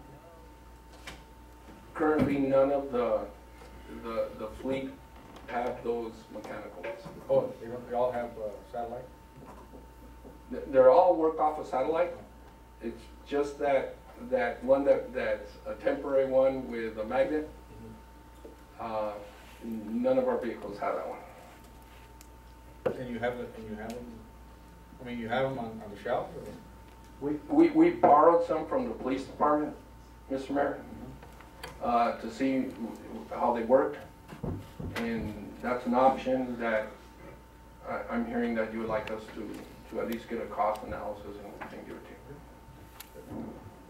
maybe if they're not gonna be used, maybe they can be, I don't know, it's up to the chief, how he looks. Well, Mr. Mayor, and then the reason why I tell you this is because I believe that the police department uses those devices for criminal investigations. Oh, And so when they're not using it for a criminal investigation, we were able to use one or two to test them out. well, thank you, chief. Very good. It helped us to figure out how, you know, what would be the most effective tool for us, and this installed system where we could access it 24/7 online was a pretty attractive option for staff. Again, happy to respond to address any specific concern that the council has, and if that's, we want GPS devices in all of our license, then I'll get a cost for that. No, I don't think that was the intention of that. I think it's more like what Mr. Lucero said, that it probably, in case if there's a problem somewhere and we need to address it somehow, maybe it needs to be monitored with that kind of a device. So we do have those types of devices available, and if we need to have a stockpile of those where we have specific concerns and those units don't have an existing GPS on it, we can put those in there. You're talking about the manual or Yeah, the manual. Oh, the manual, which is a lot less costly. Yeah, so I think we're ready to react if there's a problem at the council. Or depending on seriousness of the accusation, just go borrow from the police department. There you go. We have them available. Okay, I think that's pretty much what we were trying to address. No more questions, we'll go to the next, on item 6, discussion items. We have discussion and possible action regarding entering into a contract with CGI Communications to create a house frequency. What about number 3? That's 3, isn't it? No, that's 4. Oh, they didn't give me the full, they gave me the, I thought so, but here we go. Here we go, thank you. I'm still sitting with the old one here. Okay, thank you for bringing that. So we have, number 3, this, item 6, discussion and possible action, additional city support for the 4th of July celebration. There we go, I was missing the one we're throwing out there. And I guess what, again, what we're trying to do is, we've got the 4th of July celebration coming up, and I guess I've been kind of sitting with our director here, and one of the things that I've noticed in the past celebrations, I guess, has been a little bit of lack of the music that the majority of people here in our community like to hear. And a lot, there's a lot of talk always about being over patriotic, I guess. I think we need the patriotic music, and the director said that he'd have that there. But being in America, it's all about majority. That's the freedom that we have. And usually in a community like ours, well, we need to be represented with a little bit of Latino or Hispanic music there during the 4th of July. It's not just, America just didn't start because the Pilgrims came over here. And it might have started that way, but that's the freedom that we have, is to continue to grow. And at this point, you look throughout the country, now the majority that used to be is a minority. So here in our community, the majority we know is Hispanic. And I think, I felt the heartbeat during these fiestas de Mayo with it, and that's I think the biggest reminder when you see how the people congregate with our local culture and history, and the beautiful part of all the fanfare that comes with the old customs from mostly, well, this time we celebrated with the Mexico side, a little colorful. But the 4th of July, I think the music, we need to, and I think Mr. Bachiller is doing a good job, and he mentioned that he was going to try to get a balance. And what we're trying to do is maybe attract more people, so it'll be a bigger 4th of July. I think Patagonia has the call on the parade. I mean, they do the best parade in this southern part of Arizona. And we're not gonna try to compete because Patagonia lends itself for it. The way Patagonia is built, the way, you know, the natural beauty and everything else, it's a rural setting, it's you know, it's se presta, so they can have the greatest parade of the day. So, you know, I got no problem, you know, with not trying to compete, you know, with that. I wish we could set even our parade a little different than the one they have over there, so people could enjoy both, but I don't know, that's up to them. That'll be up to them. But the main thing is the fireworks that we've been having is one of the best displays we have in this southern part of the region. We have great fireworks. I think, to me, it's the best fireworks that we've been having. And I think we can improve not so much the fireworks, but the entertainment that goes with it. And I don't know, I just brought it out in case if Mr. Bachiller feels that there's any need for maybe trying to get a little more in the entertainment, or one of the councilmen were talking, I think Mr. Rojas also mentioned that, you know, that we did a little more for the musical part, probably draw more people. I don't know if you want to address that issue, but it's open for the council to talk about it. Yes, Mr. Lee. Mr. Mayor, on the 4th of July, we've had, in the past couple of years or whatever, we've had some excellent 4th of Julys. On the 5th of May celebration, we had excellent music. It had mariachi, tecnobanda, and all the other groups that came in playing Mexican music, because it is the 5th of May. And it is a Mexican holiday, which we celebrate here. It's an American tradition to celebrate the 5th of May with Mexican music. Mariachis, techno show, you know, all that real nice music. I love mariachi myself. But being the 4th of July, it's an American holiday, it's a patriotic holiday, it's the day of our independence. And we've had some really good groups in the past come and play Mexican music, not Mexican music, but country western music, patriotic music, oldies, rock, and that's been excellent. I mean, it shows your patriotism. So I don't know what kind of music you want to put in there, or whatever, but I know we're a Hispanic culture, but it is the 4th of July. It is the day of our independence, and the way we've been doing it in the past has been awesome. And I supported the 5th of May, and it was excellent. I mean, it was great. But every day, like we said, every day has a priority. So the 5th of May is a Mexican priority. 4th of July is an American priority. But the 4th of July again represents American tradition. America, and like I said, America has grown. But America is the majority. It's a land of the free. It's freedom.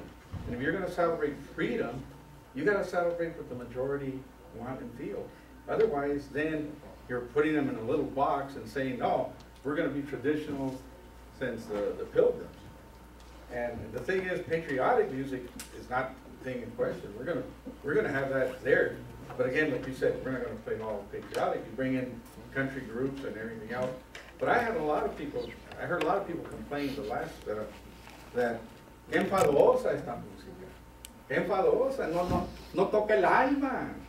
No te levanta, no te llena. A lot of people, you know. And what was it mostly? What was mostly the there was a lot of oldies. There was a lot of oldie. No, but I mean the people that were listening, you know, and they weren't. You know, they don't mind listening to a little bit of that. But if you play more of that, and not enough, you know, what they're accustomed to, you know, it also. And what I'm saying is that throughout the nation, every community is going to represent it's majority. And I mean, by far here, we're what, in the 90s? So then again, I'm not saying let's give it 90%, Hispanic music, but I'm just saying in the past, it's been very little, the percentage of Hispanic and Latino music. And we need to bring it up. Another thing I'd like to see more of it is have individual singers come up and local singers that sing and go up there on stage and maybe give them a couple of songs to sing, maybe, but what I'm saying is, it should be a little more open and let people enjoy what the local groups have to offer. And if we can also bring in that process one of the bigger groups that, I don't know, whoever knows music better, and it can be from any segment, but that will attract people. And that's the main thing on what I'm saying. And then look at there's our director, he can tell us the cost from last year. Would it be the same if you did that, or would it cost a little bit more? I don't know. But that's the only reason I put it out there for discussion. There you go. Mr. Mayor. The melting pot of America is in the Mr. world. Mayor. We have a $25,000 budget for 4th of July, right? I think. Right. That's So we're 25,000. So you just wanted to get the different groups to come in, or? Well, maybe if it's okay with the director, maybe make a little switch and then add something a little more vibrant instead of having 34 groups, paying them, reduce it to 1 or 2 and then get another one and then have a little more Hispanic music. It's just direction and guidance for so that Mr. Bachiller is comfortable with what he's doing. Yes, Councilman Rojas. Well, I was wondering if we could just make a motion and direct staff to look for the entertainment or performers. See who would be interested in addressing this for the 4th of July committee. And Mr. Bachiller would basically give us a report on that. See if there's anyone that would be interested in handling the entertainment and performers for the 4th of July. I'll second that. Oh, that was a motion. I'm sorry, was that a motion? Yes, it was a motion. Okay. I did say that. I thought you were saying maybe we should make a motion. That's what he said. Okay. So there was, I'm sorry, but do we have a motion? That is a motion. And there's a second. Okay, so, Discussion. Now, we're trying discussion. okay. I'm sorry, we had a motion, yes, for discussion now. I just want to find out, Marcel, do you already have committed some of the music or not? All right, we'll rewind the tape a little bit here. I believe back in March, I put an agenda item for this council to decide if you still desired that staff would organize a 4th of July event. Unanimously, the council decided, staff, you move forward, you guys organize the 4th of July event. When you say staff, it's not me, and I'm just one of the group. I just happen to be the person that organizes the group, brings us all together, and we start talking about the event. So our marching orders were pretty clear.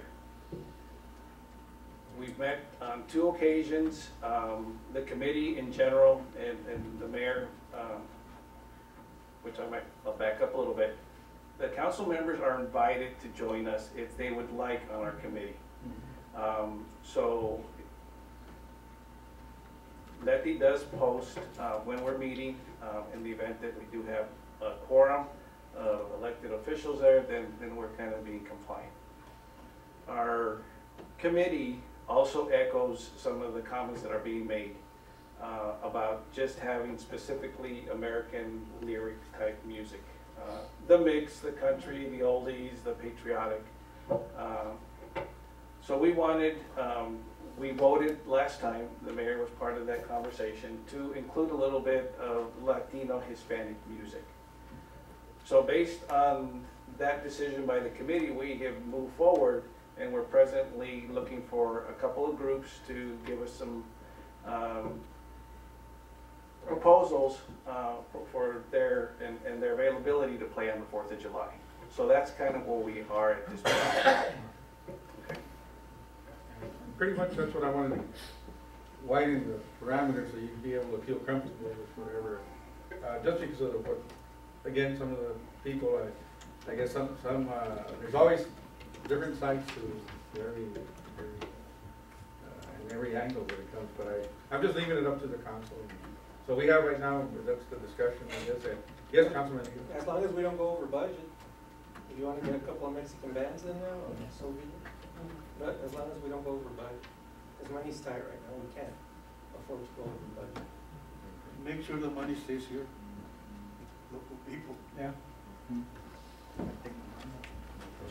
So, pretty much it's just to get us, I guess, give you that extra direction. And Well, I guess I need to have clear direction as to what you want us to do. Do you want us to have multiple bands? Do you want us to be all local bands? I need clear direction. I think in order to get a draw, you need somebody that's probably not local. I mean, you need local, but I mean, if you can get somebody that you feel, that some of you that are more musically inclined, that'll draw a bigger crowd without going over the budget, well, that's nice. I'm just saying, let's add a little more life, more color.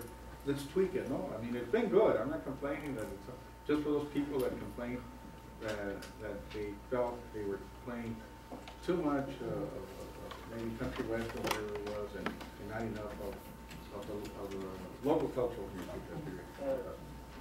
Mayor? Yes, go ahead. Didn't Jeffrey Latham play last year? He's a local. Yeah. That's a local band. Jeffrey Latham. We had 2 local bands last year. But I'm confused. And then who were the outside band?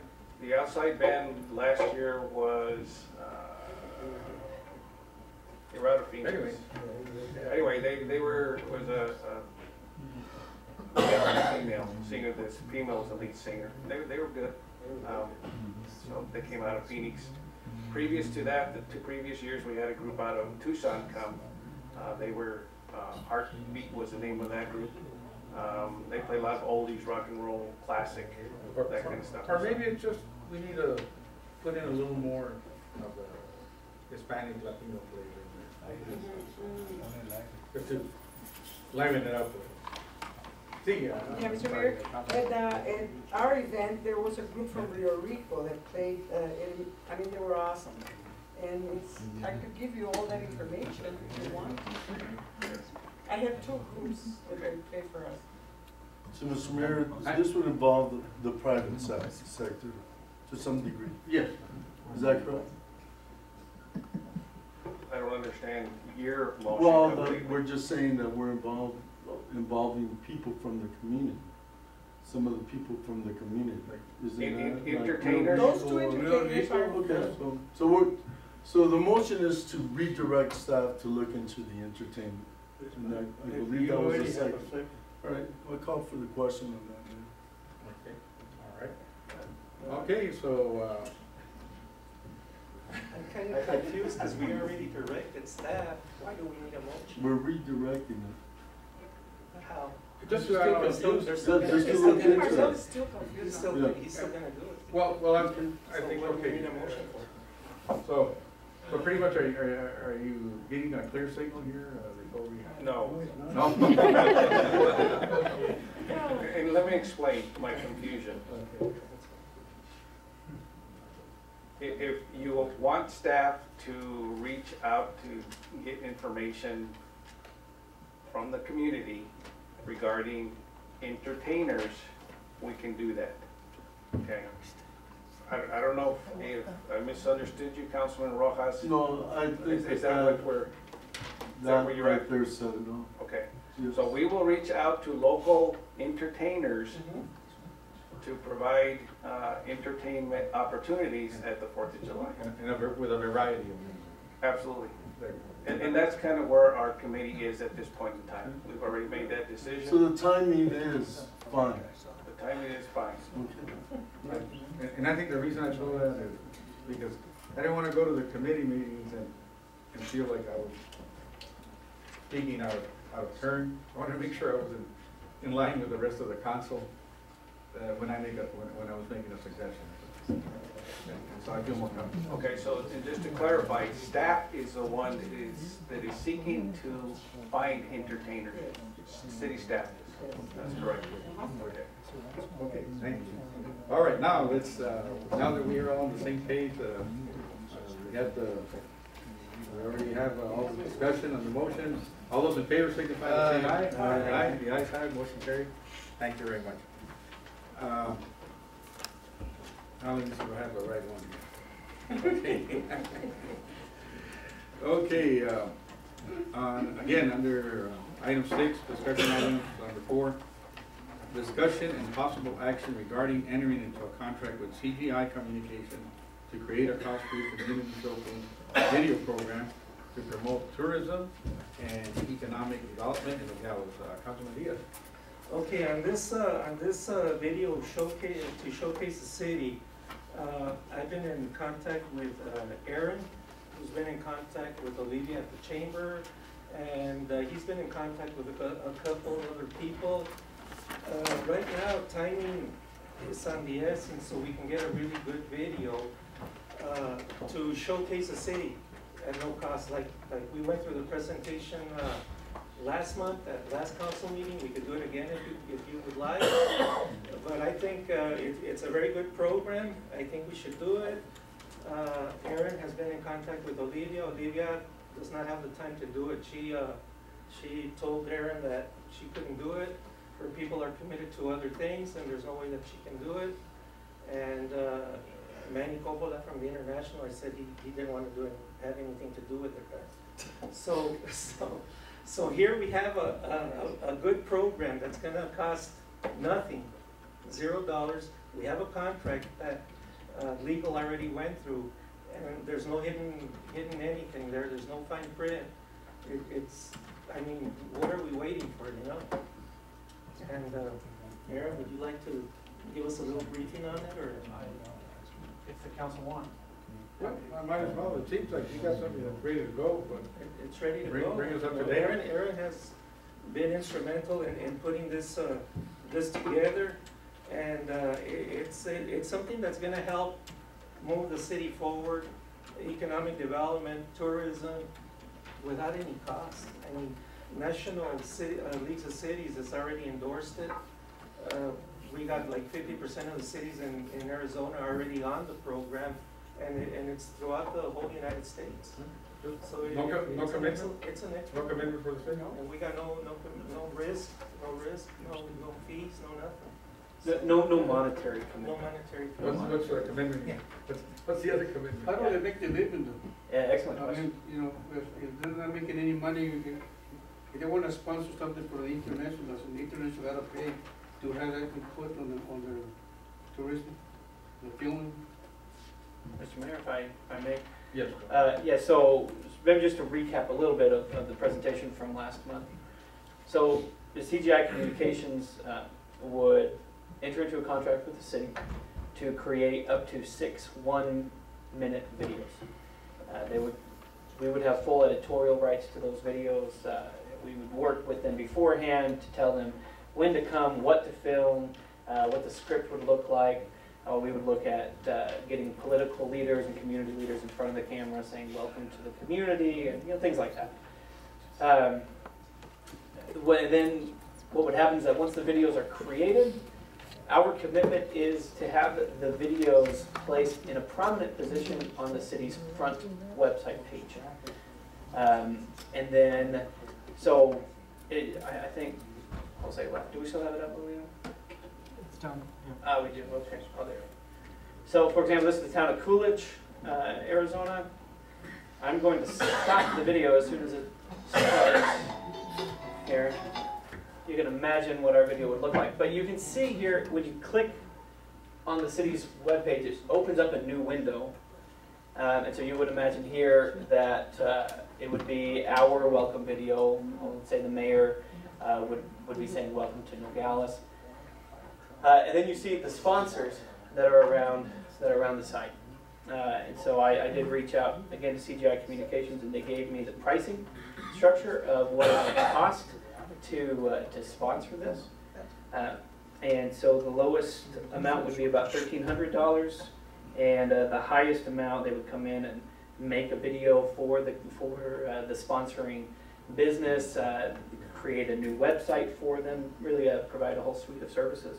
And that the highest amount would be $5,000. So, and then there's a middle package as well for about $3,300. So really that's a 3-year advertisement on there for $1,300. Really pretty good. And once again, it was interesting. I think we showed Coolidge last month, and there were no sponsors on that. And so the company will send their sales reps down to the area and try to drum up business, of course, to get the links on here. But as you notice here, they're also targeting local companies. So you see the local State Farm insurance agent, whatever, Brown's Coolers, Furniture and Appliance, obviously a local store. And so they would be focusing on local companies to advertise and to also help them get website development and stuff like that also up. But at the same end, if their salesmen or salespeople come down here and nobody signs on, well, tough luck for CGI Communications. We still get the benefit of 6 one-minute videos. There would just be no sponsorship links around the frame of that video. Mr. Mayor? I'd like to move that we approve this. I'll second that. Okay. We have first and second. I guess we pretty much discussed itself. All those in favor, signify by saying aye. Aye. Can we confirm for the record who seconded that, please? I do.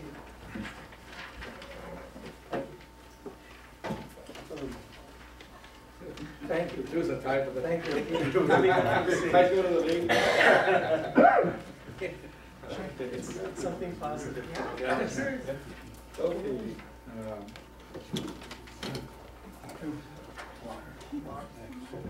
Thank you very much, Aaron. There you go.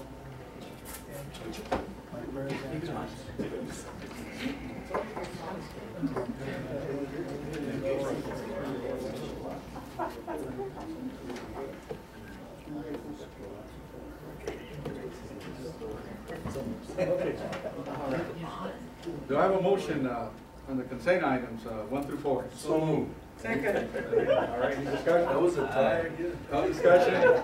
All those in favor signify by saying aye. Aye. Ayes have it. Thank you very much. Motion carries. Now we're in item 8, orders. Consideration and possible action of order 2015-05-027, an order of the Council of the City of Nogales, Arizona, amending the Economic Development and Tourism Advisory Board Handbook for Attendance Requirements. EdTab. I guess that would be. Mr. Mayor, I'll just kick it off real quick. Hopefully it'll be a very short discussion, but staff is recommending a change to the bylaws for your EdTab board, your Economic Development and Tourism Advisory Board. The EdTab board is recommending this change. As a recommendation, I was getting there, as a recommendation from your board, and thank you, Aaron.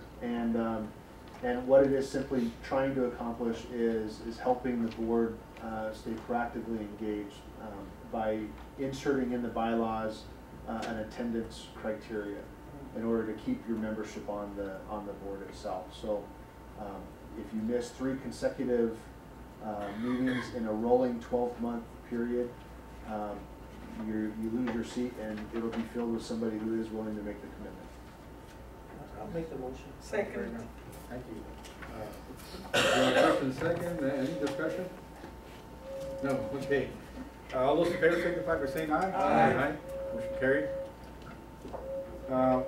Number 2, consideration and possible action of order 2015-05028. I think that one is an order of the Council of the City of Nogales, Arizona, approving intergovernmental agreement with the Santa Cruz County Flood Control District regarding funding urgent repairs via to the wash, Nogales wash. Move to approve. Motion approved. Second. All okay, any discussion? See no discussion, all those in favor signify by saying aye. Aye. Ayes have it, motion carried. Under orders number 3, consideration and possible action of order 2015-05-029.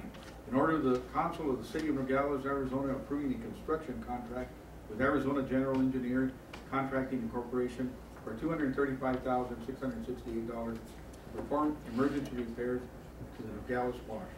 So move, Mayor. Second. Okay. Any discussion?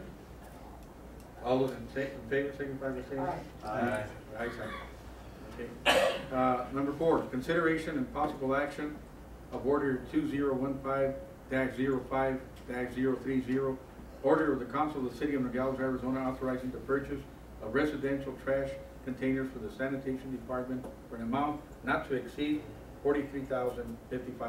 So move. Second. Second. All right, any discussion? Yes, discussion? I just want to find out the remaining trash containers that you have, were you able to sell them, or what happened with them? The remaining trash containers we have, we will be returning to the factory once we get enough of them for credit. Are there any, second question, Mayor? Yes, Councilman. Are there any containers big enough that they could be handled by with the trucks there, with the first collectors? Well, you can get a bigger container. Are there bigger containers? Yes, they're Residential? They're bigger containers. Can they be able to work with the truck? With the side load truck? No, with the one, the other Or one. the Right. temper ones too? I believe so. Yeah, I believe so. Mr. Mayor, Yes, Councilman Parada, those side load trucks are able to pick up those, they're called 300-gallon containers. What we have out there is 65-gallon containers. And usually you'll find those big round 300 gallons at commercial establishments and apartment complexes. But those trucks can pick up much bigger containers. Mr. Mayor, all right. Yes, I just had a question on the cost. I see it's part of a lease. Can you just give a brief explanation on how the cost is covered? Please, John. On the garbage? Yes. It's in the bank court, right? The capital. That's the revenue source, the debt The service. debt service is paid out of the sanitation part. Right. That's not a Budgeted in. Yeah. Any more discussion? Okay. All those in favor signify by saying aye. Aye. The ayes have it, motion carried. Number 5, consideration and possible action of order 2015-05-031. Do I have a motion to? So move, Mayor. Second. All right. Any discussion?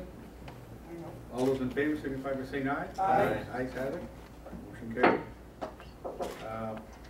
Number 6, consideration and possible action of order 2015-05-032. So move. Second. Any discussion?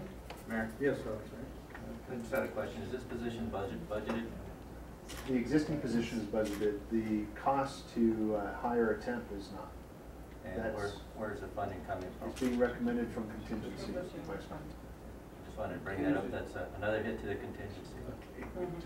Thank you, Mayor. Okay. Any more questions or discussion? Okay, all those in favor signify by saying aye. Aye. Ayes have it. Motion carried. Number 7, consideration and possible action of order 2015-03-016. Do I have a motion? Second. Any discussion? Okay, seeing none, all those in favor signify by saying aye. Aye. Ayes have it. Motion carried.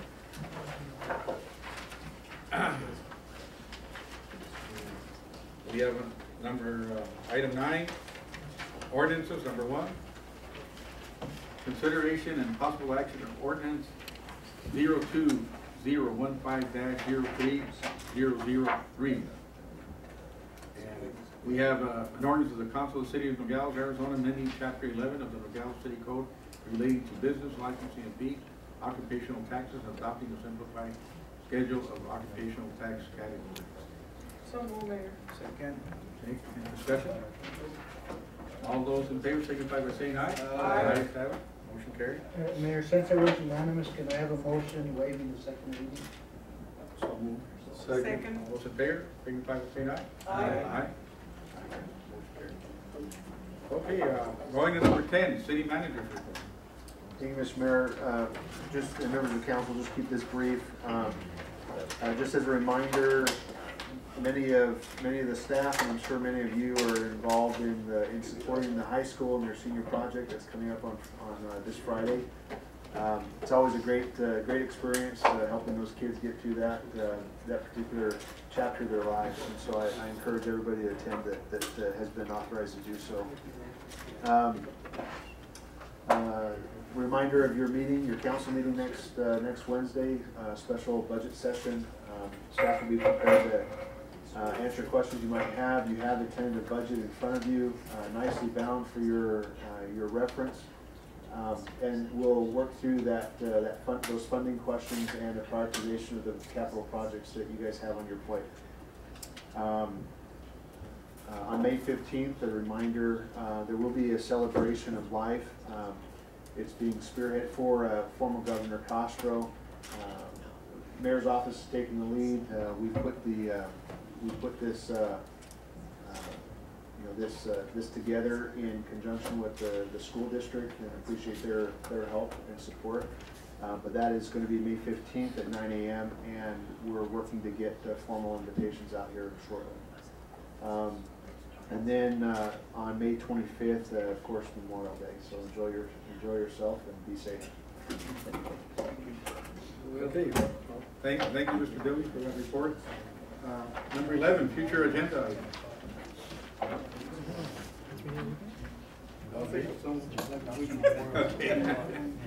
All right, well, considering none, we'll go and call this meeting adjourned. Thank you very much.